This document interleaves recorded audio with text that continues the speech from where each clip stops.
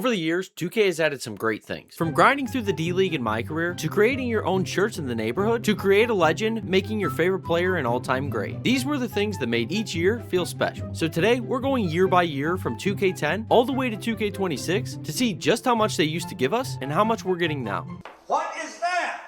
First up, we have 2K10 and 2K11. In 2K10 and 2K11, this is where everything really started. And one of the most memorable things this year was the original dunk contest in the blacktop. And that's where you could get pretty creative with props and sit there for hours trying to beat the CPU. And even though NBA Live had a better dunk contest, it was still a ton of fun. And this era was stacked with offline modes, and it honestly showed that 2K actually cared about the offline experience. In 2K11, Create a Legend was introduced with Michael Jordan, letting you play his career in the modern NBA and try to make him the legend that he is today. And that idea carried straight into the Jordan challenges, because you weren't watching history, you were playing it, recreating all of his iconic moments through 2K. Tough to beat that. But back then, MyCAREER was one of the best we've ever seen, mostly because unlike today's games, the game wasn't holding your hand the whole time. If you weren't good enough, the game didn't save you, they sent your ass to the D-League, and that's where you actually had to work your way back up. And this year they even had small details, like the 2K Insider, that if you played this game, you obviously remember. I lick my fingers because I don't like when my hands get slick. And once you were done with all of those offline modes, they also had some great online modes. And easily, probably the best one this year was crew mode. You and your friends could create your own team, design your own jersey, and then play online against other people who did the exact same thing. It was honestly way ahead of its time, and that's exactly why some people to this day are still asking for them to add it back. Overall, 2K10 and 2K11 were the foundation, and everything that came after this was built on these games. And that brings us to 2K12. In 2K12, they made a lot of people upset by removing crew mode, but this year also added a lot of great things. One of the biggest ones was the Rookie Showcase, which put you up against all the rookies that were coming into the league, and how you played actually mattered because it affected your draft stock. And that flowed straight into the draft experience, where you had team interviews and genuinely looked forward to seeing where you would end up, because at this time, you really had no idea. Well, I can see that we are not a match, unfortunately.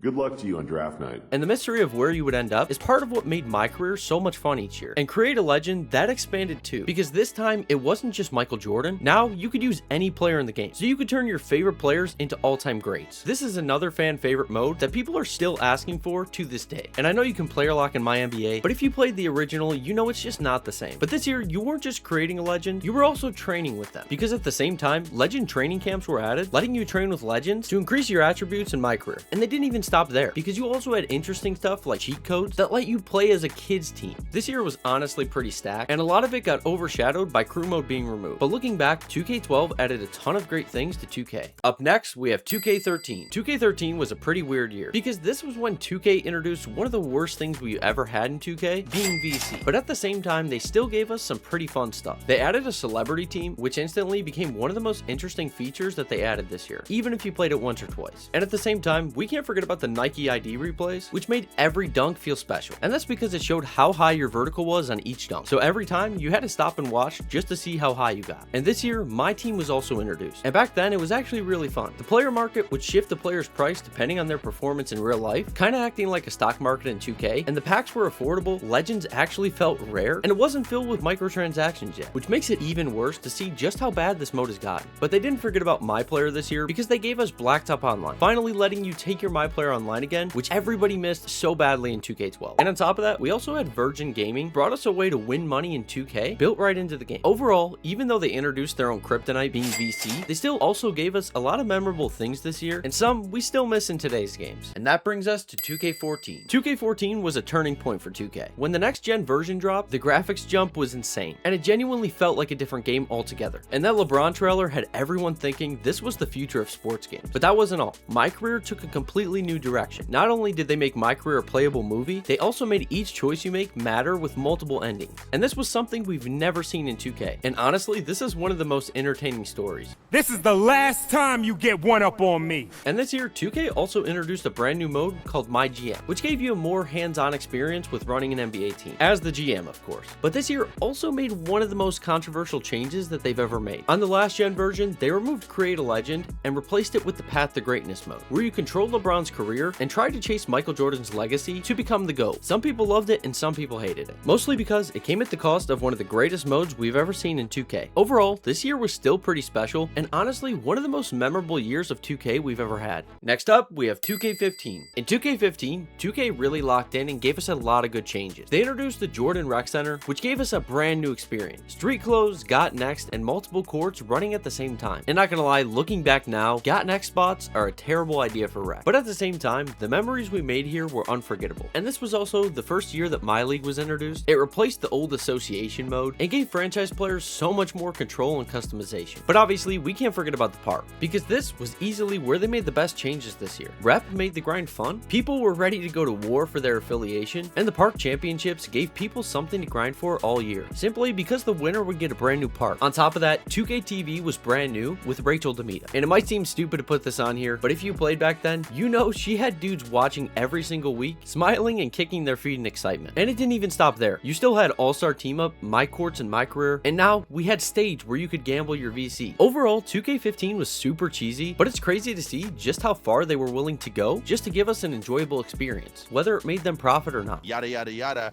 You get paid.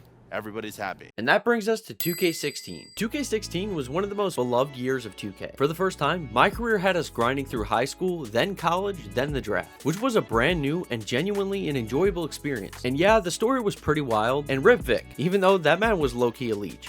Hey, yo, FOF, right here. Hey, who wanna meet up after, yo? And this year also introduced connections in MyCAREER. That's where you'd hang out with players, legends, and celebrities to unlock rewards. And some of those rewards were pretty iconic, especially the Terminal 23 MyCourt, simply because not everyone had it, and for a while, nobody even knew how to get it. This year, Pro-Am was also introduced, you know, before they required 5 players to even get a game started, and back when they actually knew how to stop cheaters. But they didn't forget about solo players either. In the park, the 21 court was added, giving you a place to hoop without even needing a squad. And it's another thing that is still missed by a lot of people to this day. Overall, everything this year felt pretty special in its own way, because you could honestly have fun playing just about any mode this game had to offer. You have reached the voicemail box of FOF, friend of freak. Yo, Vic, where you at? And that brings us to 2K17. In 2K17, they took what people loved in 2K16 and tried to make it even better. They introduced park badges, and for the first time, you could earn badges that only worked in park. And if you saw someone with a cheesy one like Bone Collector, you already knew you were in for a long game. And in MyCAREER, they gave us orange juice, which was actually pretty cool. That fresh squeeze? And they also gave us the Grand Badge, which was the early versions of what we now know as takeovers. But 2K also let us try the game before it even released. They did that by giving us the prelude that let you start your MyCAREER early and get a feel for the game before it even dropped. And on top of that, 2K added the Dream Team, which sounds small, but this is one of the only recent games that had Charles Barkley in it. That's simply because 2K hasn't been able to come to an agreement with him. Why in the world you think I'm gonna change my mind? Overall, 2K17 wasn't perfect, but it was still an enjoyable game and gave us some pretty cool new changes.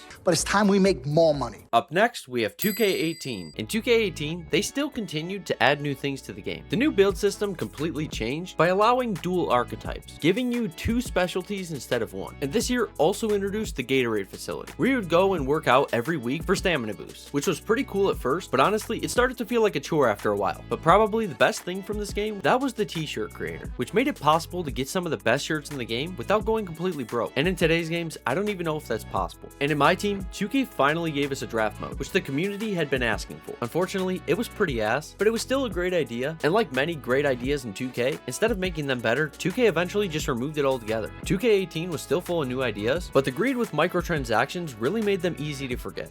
Just a touch more. That'd be $3,000 plus tip. That brings us to 2K19. In 2K19, 2K finally figured out how to make the neighborhood feel alive. You had things like trivia and dodgeball, giving everyone fun new ways to earn VC. They also kept things fresh by adding events, so it constantly felt like the neighborhood had something going on, and it gave people another reason to keep playing. And this was also the year that 2K added the cages, where you could mess around, talk trash, and have fun without taking the game too serious. And one of the best things they added this year was the daily spin, which quickly became a part of everyone's daily routine every time they hopped on the game. game, and it's still a big part of today's games. Overall, 2K19 felt fresh, and more importantly, the game was actually fun again. And that brings us to 2K20. In 2K20, 2K once again took what people enjoyed and tried to build on it. The neighborhood got copy and pasted, staying the exact same, but this year it got seasonal changes. So outside of events, it finally looked and felt different as the year went on. But they also kept events everyone liked from 2K19 and even added some new ones into the rotation. But then you also had some random stuff that was also somewhat memorable. A good example of that was Frisbee Golf. It definitely was pretty unnecessary, but it was still another fun way to mess around and earn some VC. But probably the most important thing, this year rep returned, which honestly never should have been removed in the first place. It made grinding actually feel rewarding again, and it was easily one of the most fun years of Park we've had in recent years. And lastly, they gave us the WNBA, which honestly made sense and added something completely new to the game. 2K20 didn't reinvent anything, but it took a lot of things that worked and made the experience even more enjoyable. Next up, we have 2K21. 2K21 was a weird year, but it still brought a few solid changes. In MyCAREER, you could choose between college or the G League instead of being forced down one path. And the coolest part, if you did choose the G League, it was actually pretty cool because you'd play with and against a bunch of familiar MyCAREER characters from past games. And they even have a cutscene where they all meet up. Yeah, my career, my shot. But they didn't stop there. You could now rent courts in the Gatorade facility, which was nice if you wanted to practice your shot or even lab up some new combos. And it was honestly pretty important this year, especially since my courts weren't in the game. And MyNBA became the new franchise mode, which replaced My League. And to be honest, it's basically the same exact thing, just a new name. The game honestly felt like it was rushed and it had a ton of issues, giving it a lot more bad things than good. That brings us to 2K22. In 2K22, 2K still had some decent ideas. In the next gen version, they had you becoming a model on a rapper, which is definitely controversial, but it honestly still gave you a ton of VC. And this year, we can't forget about Kendrick Perkins, because even though he hated you no matter what, it still is one of the most memorable parts from the next gen version. This kid is an embarrassment to the game. And then on last gen, they introduced the cruise ship, which was honestly one of the most memorable parts of this year, mostly because a lot of people went back to this version after launch, simply because they preferred the gameplay and said it was way more fun than the city. Overall, 2K22 still had some cool ideas, but most of the stuff they were adding by this point mainly only changed the experience for online players. Carry on. Up next, 2K23. In 2K23, 2K finally remembered that they have an offline player base that plays the game. They introduced eras in MyNBA, which completely changed the mode in a great way. For the first time, you could jump into different eras of the league with the players and teams from that time. It was easily, and still is, one of the best things 2K's ever added. And it would be pretty cool if they put this in MyCAREER. And at the same time, Jordan challenges returned. Except this time, they had way better graphics, and you could relive those iconic moments, but this time in 4K. And for online players, they added the theater. And this saved you a ton of time because you didn't have to run across the city. You could just load in and play. 2K23 wasn't perfect, but it still gave us some pretty important things that 2K definitely needed. Up next, we have 2K24. In 2K24, they added the Mamba moments, giving players the chance to relive Kobe's career through 2K. And it was actually pretty cool. And they did a solid job at recreating his iconic moments. At the same time, MyCAREER introduced the GOAT list, which was interesting because now you actually had a clear goal on trying to become the greatest player ever. And to be honest, I don't even know if the grind was worth it because all you got was a t-shirt and a GOAT mask. But this was definitely a bright spot for a pretty bad year of MyCAREER. But for online players, in Rec, they added the no squads door, which was huge for people trying to play alone because you could finally play Rec without constantly running into full squads or being the random who never touched the ball, probably getting called trash in game chat. Bro, our big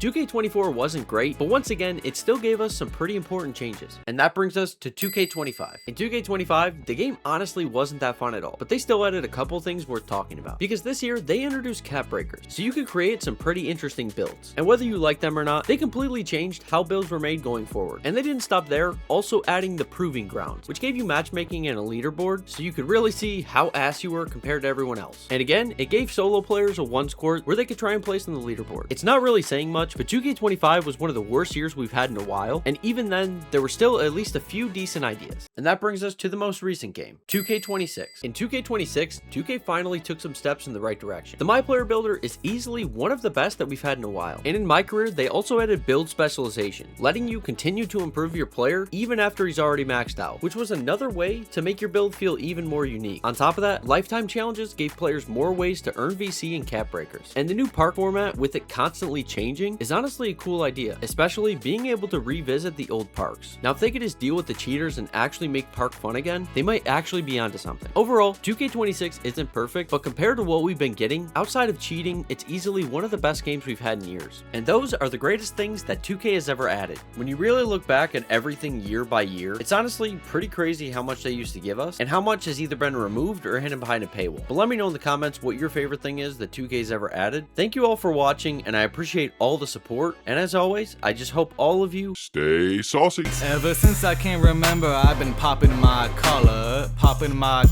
Hey, you ever wonder why Steve Nash licks his hands?